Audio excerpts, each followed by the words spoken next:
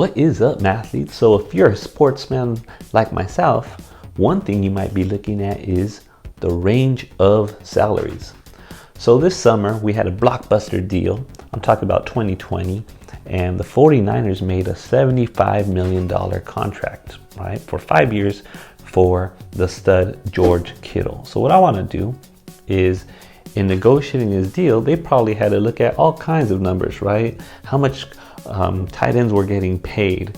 And so what I want to do is I want to look at something called the range in statistics. So the range in statistics is the highest paid compared to, say, the lowest paid. But for this example, let's say we're going to look at the top 21 tight ends top paid tight ends in the NFL. So I have a list here. So we see that number one, George Kittle. Can you smell what the Niners are cooking? Is averaging about 15 million a year. And if we scroll down and look at all these other tight ends, we're going to stop at number 21, which is Blake Jarwin, who's making about $5.5 million.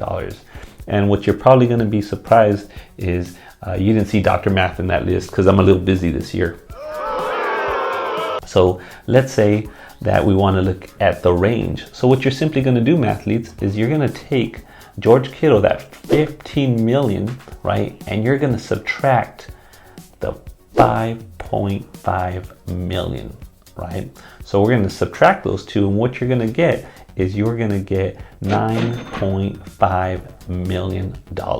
So that would be the range. And again, the range is your highest point minus your lowest point. So whenever they give you data, make sure you actually identify the highest, and you're going to subtract the lowest from that, and that is your range. And if you excuse me, Dr. Math has some practicing to do.